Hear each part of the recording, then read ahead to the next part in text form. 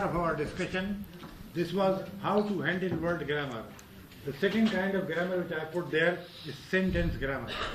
How to handle sentence grammar. And mind it, in the beginning I told you, writing is the art of producing and combining sentences. And David Crystal has defined grammar like this, that grammar is a device for producing and combining sentences. Not my definition.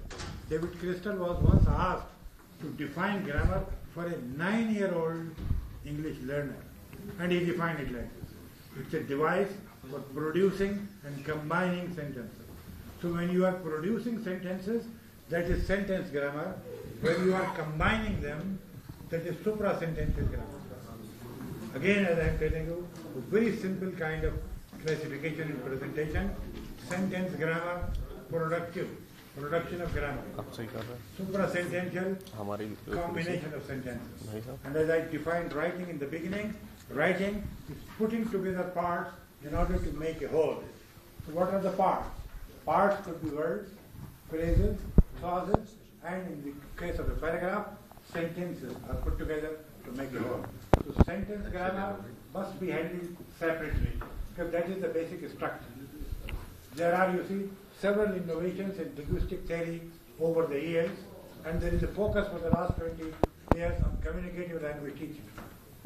Communicative language teaching is all right, but the structures are very important mind. Without the structures, nothing is possible.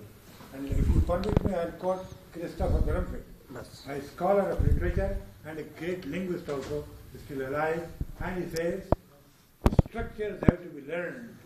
The structures have not become simple overnight. Communicative approach must be handled with wisdom and care. It might be used as a tool of enrichment of your knowledge. Without ignoring structures, you cannot go to the communication stage. Let's first have a structure, the structure of information, the structure of a statement. That is very important. So the structures are important, and when it comes to the production of sentences, grammar comes as a help. How do we produce sentences? David Crystal says, in the same manner as a carpenter makes a table. He has the raw material and he knows the conventions. We have the raw material. The raw material are words and the conventions are grammar. I am giving you a simple example. Word order. Order means arrangement, discipline, form, structure. That is grammar. Word order in English, see the beauty. In mathematics, 2 plus 3 or 3 plus 2 remains the same. Whether you say 2 plus 3 or you say 3 plus 2, they remain the same. But when it comes to languages, horse race horse. Raw material is the same, but the order is different. And it is the order which brings about the meaning. I told you in the beginning, it is grammar which produces meaning. If the grammar is not proper, meaning will be lost. So horse race is different from race horse. And it's a very interesting exercise to tell our learners in the early stages, as I am referring to it, to use some of the simple sentences of English to learn the basics of grammar. One more pair I can give you about word order. Tigers kill, full stop. Reverse the order. Kill tigers, full stop. The entire grammatical story will have to be explained. Why like this? Why this word order? What kind of change in meaning it is bringing about? Why? It is the meaning of grammar. It is the meaning of word order. Use very interesting examples. Interesting examples are by themselves a kind of lesson. Examples like this. One more I can give you. Another pair. In fact, Chomsky has given beautiful pairs in his book Syntactic Structure. I couldn't resist myself, but I had to do it out of esteem for Professor Farhatullah yesterday when he was referring to Chomsky. The acceptability and grammatically concept has been explained by Chomsky with a beautiful sentence. Colorless green ideas sleep furiously. Perfectly grammatical. But how about acceptability? Colorless green ideas sleep furiously. And I still remember another example where he says, the tree married the girl. The the tree married the girl. And he explains himself that in certain cultures and societies there is a tradition when the bride is taken to a particular tree and it is married off to the tree first and then it is brought back. So he says it means, if you know the context, meaning will depend upon it.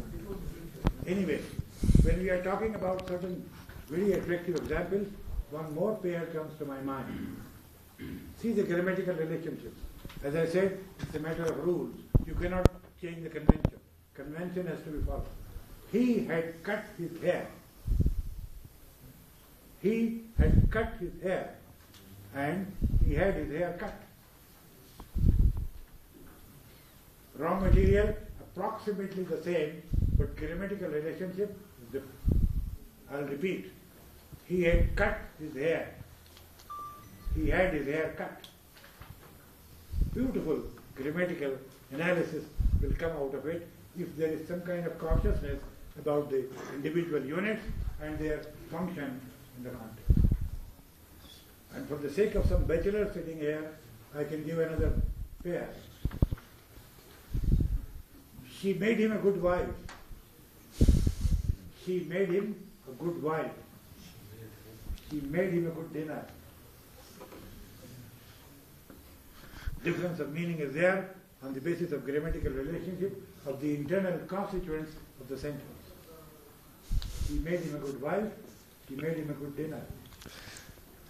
When you get back home, and if you feel like analyzing these sentences, see the beauty of the grammatical function involved in the individual units.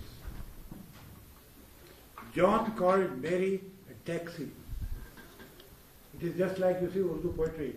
When one couplet comes to your mind, several couplets will come from the audience. Like several examples are coming. John called Mary a taxi. Big mistake. John called Mary a fool. Okay? John has been, you see, condemned so far. Now John is going to condemn Mary. Is it right? Examples, you see. Examples are the best tool of teaching grammatical niceties.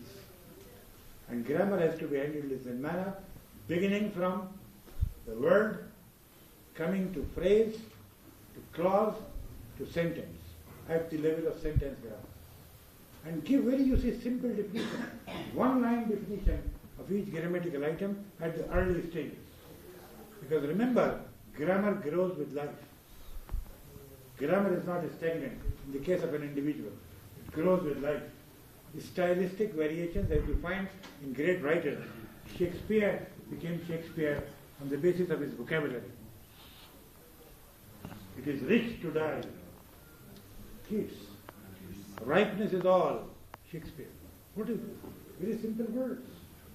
But as I perhaps made a remark yesterday, in poetry, words are the friends of the poet. In prose, they are his masters. Words can be your slaves if you have a command over the vocabulary. So all the great writers have enjoyed their prestige and reputation on the basis of the stock of words, because your words are your messengers. They represent the temperament of the writer. Words can be used to persuade, as I am trying to do. I am trying to persuade all of you. Words can be used to persuade, and I am very careful. I am not using words to annoy. Words can be used to annoy also. Words can be used to convince. These are all words, the beauty of language. And careful selection of words is responsible, you see, for the restoration of our self-esteem. Words are the tools of precision. In Arabic language, I find words are being used very precisely. We must try to use as precise language as possible, and the best advice for writers is to use simple structures, to use simple English. Clichés must be avoided. And production of sentences must use a kind of vocabulary which is very simple. I am now going to distribute one more sheet, which is the norm, which is the fashion. I am trying to follow the fashion. So, which one? Grammatical overview.